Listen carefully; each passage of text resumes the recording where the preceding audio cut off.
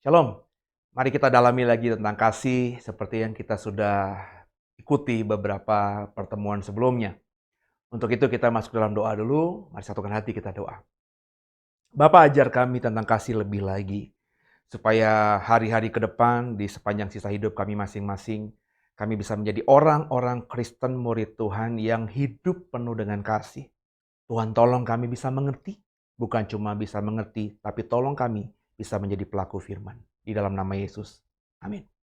Kita sudah mempelajari, saudara, dalam beberapa pertemuan yang lalu tentang apa itu kasih, apa definisi kasih, dan kita sudah mengekspos beberapa ayat dalam 1 Korintus pasal 13 sebelumnya. Dan hari ini kita akan mengekspos 1 Korintus kembali, pasal yang ke-13, kita akan membaca ayat yang kelimanya.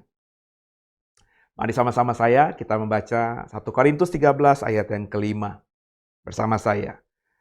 Ia tidak melakukan yang tidak sopan dan tidak mencari keuntungan diri sendiri. Ia tidak pemarah dan tidak menyimpan kesalahan orang lain. Ada kata ia di situ. Ia di sini tentu kita mengerti adalah kata ganti dari kasih yang dibahas dalam 1 Korintus pasal 13 ini. Jadi belajar tentang kasih dalam program hari ini, kita diajar oleh Alkitab, kita diajar oleh firman Tuhan, kita diajar oleh Tuhan bahwa kita sebagai orang percaya, kita sebagai orang Kristen, itu harus memahami, mengetahui bahwa kasih itu tidak melakukan yang tidak sopan. Apa itu? Kasih tidak melakukan yang tidak sopan, ya. Kalau saya memperhatikan bahasa asli Alkitab ya dan beberapa terjemahan lain selain terjemahan LAI yang kita baca hari ini, kasih tidak melakukan yang tidak sopan itu berarti mau bersikap wajar. Ya, jadi tidak sopan di sini lebih pada penekanan pada bersikap wajar. Bersikap wajar di sini tentu bukan ukurannya kita, tapi ukurannya konteks. Ya, konteks di mana kita berada, di mana kita tinggal, di mana kita hidup, masyarakat di mana kita sekarang ini berada. Jadi bersikaplah wajar di situ, begitu. Misalnya jadi kalau kita masuk ke sebuah daerah yang budayanya itu jalannya pelan-pelan begitu ya saudara ya. Maka diajarkan oleh Alkitab dalam ayat 5 tadi, kasih itu tidak melakukan yang tidak sopan, ya maksudnya ya di tempat itu kita harus mengikuti yang normal di tempat itu, yang wajar di tempat itu, yakni berjalan pelan-pelan gitu. Kalau kita misalnya berada di suatu tempat yang lingkungannya itu kalau ngomong nggak keras gitu, meskipun kita berasal dari daerah, wilayah yang kalau ngomong teriak-teriak begitu ya, maka ketika kita jadi orang Kristen, kita mau mempelajari deskripsi tentang kasih menurut Alkitab ini, kasih itu tidak melakukan yang tidak sopan, kasih itu harus bersikap normal, bersikap wajar di lingkungan itu, maka jadilah orang Kristen yang mau berubah gitu. Dengan menurunkan volume suara, bicara lebih pelan, kurang lebih seperti itu saudara. Ini lebih lagi misalnya kalau tentang pakaian. Ketika kita berada misalnya saudara ya nanti suatu waktu diundang oleh kerabatmu yang beda agama, terus kita datang misalnya di wisudanya dia di sebuah pesantren gitu. Tentu ya eloknya Bapak Ibu berpakaian yang sopan sesuai dengan lingkungan itu dong. Jangan Ibu memakai baju mini, Bapak juga memakai misalnya jeans yang bolong-bolong. Tentu itu adalah sesuatu yang tidak sopan, tidak wajar di lingkungan itu. Jadi orang Kristen itu ya harus bisa menyesuaikan diri ya. Nggak maksudnya seperti bunglon saudara ya, tapi baik juga kita bisa menyesuaikan diri. Dalam bahasanya Paulus itu, Paulus berkata, kalau aku sedang berada di lingkungan orang-orang Yahudi, maka aku seorang Yahudi. Tapi ketika aku bicara, berkomunikasi, sedang lagi berinteraksi dengan orang-orang Yunani, maka aku berusaha untuk seperti orang Yunani dalam pola pikir dan lain sebagainya. Nah, orang Kristen harus seperti itu. Mungkin itu yang disebut dengan kata bijak itu, saudara ya. Maka kita sekarang ini ditaruh Tuhan sebagai warga negara Indonesia. Yang banyaklah aturannya dalam adat istiadat kita, saudara ya. Saya orang Jawa, ya kebetulan sampai sekarang saya masih tinggal di Pulau Jawa, ya. Tentu saya belajar untuk memahami budaya orang-orang Jawa, budaya di Pulau Jawa ini. Kalau saya nanti ada waktunya Tuhan harus misalnya pindah atau ditempatkan, ditaruh Tuhan di Papua misalnya, maka saya harus beradaptasi dengan budaya Papua, ya. Bukan saya memaksakan diri dengan budaya saya dan menganggap budaya Jawa saya ini lebih bagus dari budaya Papua. Itu tidak Alkitabiah. Kasih dalam kisah 1 Korintus 13 ayat 5 tadi, itu yang pertama dikatakan, ia tidak melakukan yang tidak sopan. Ia harus bersikap wajar. Maka belajarlah bersikap wajar, bersikap yang normal di lingkungan di mana Tuhan tempatkan kita. Itu yang pertama. Yang berikutnya dikatakan di ayat 5, kasih tidak mencari keuntungan diri sendiri. Tidak mencari keuntungan diri sendiri itu dalam pemahaman bahasa aslinya itu tidak egois, saudara. Ya. Tidak mementingkan diri sendiri.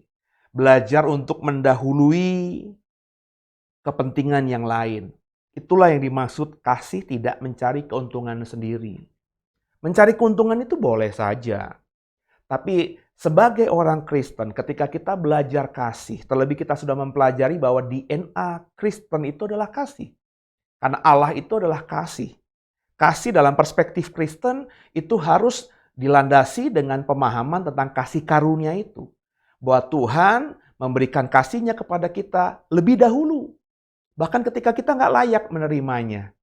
Maka ketika kita diajar di 1 Korintus 13 ayat 5 bahwa kasih ini dikatakan tadi tidak mencari keuntungan diri sendiri, maka belajarlah untuk tidak egois, Bapak Ibu.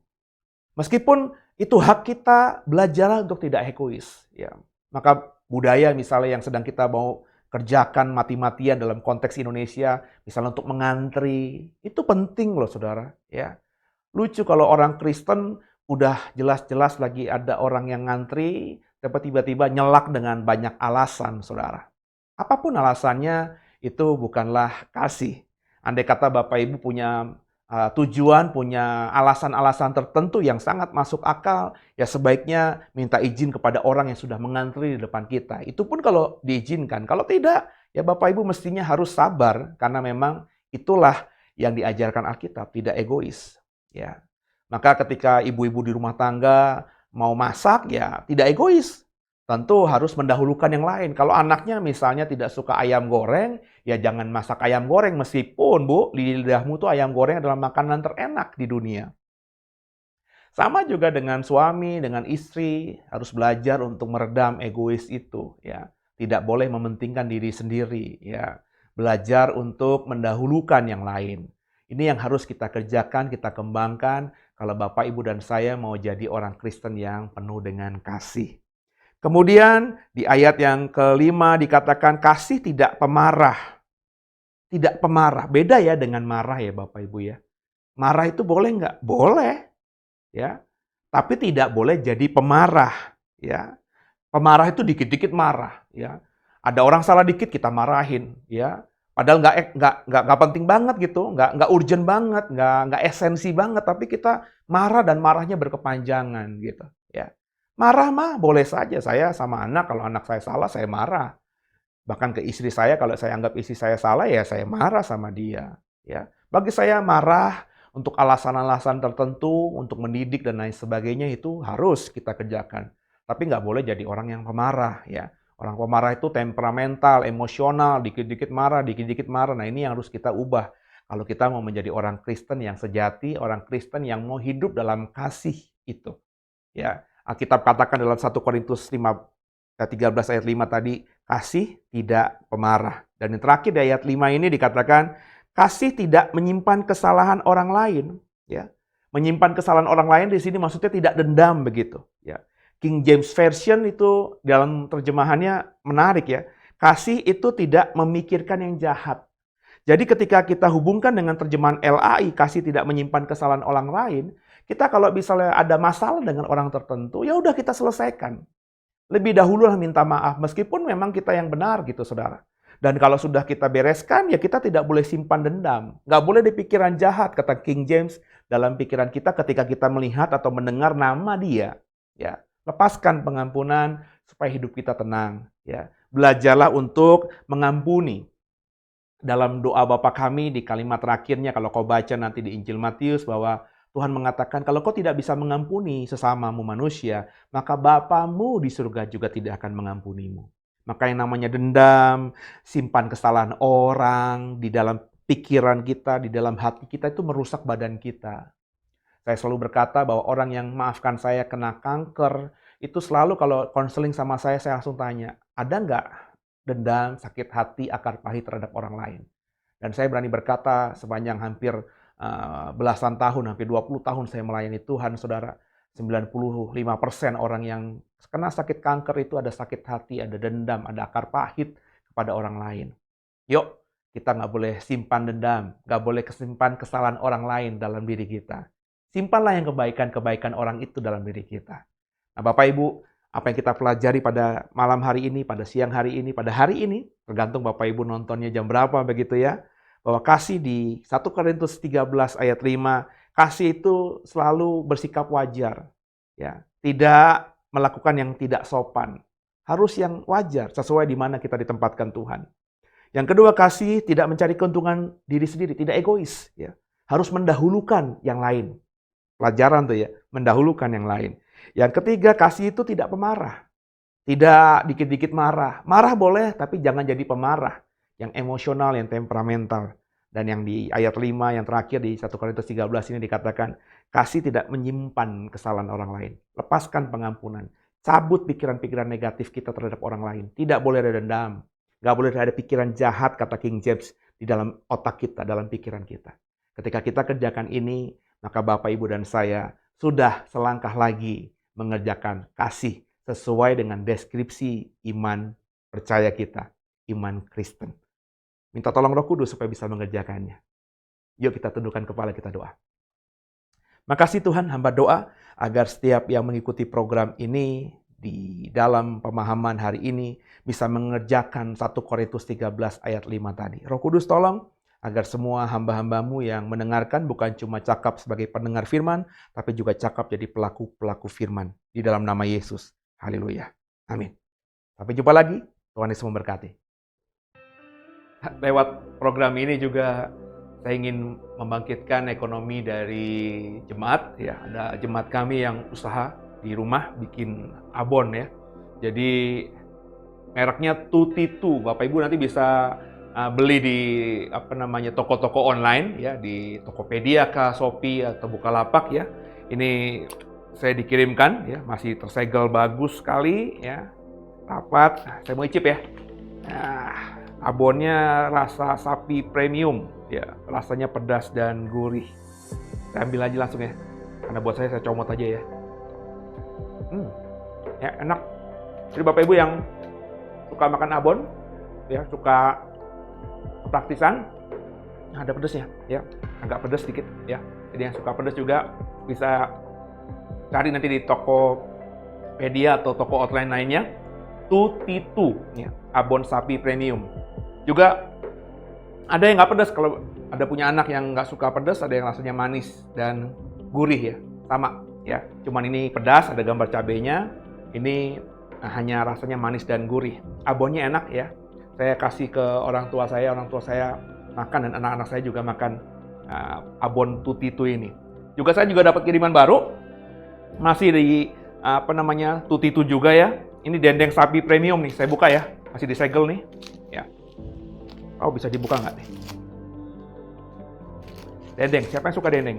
Ya, dendeng daging yang digoreng, dikeringkan ya. Saya coba nih, saya mau icip, agak segelnya cukup ketat nih ya. Wah. Jadi dendeng saya langsung comot aja nih.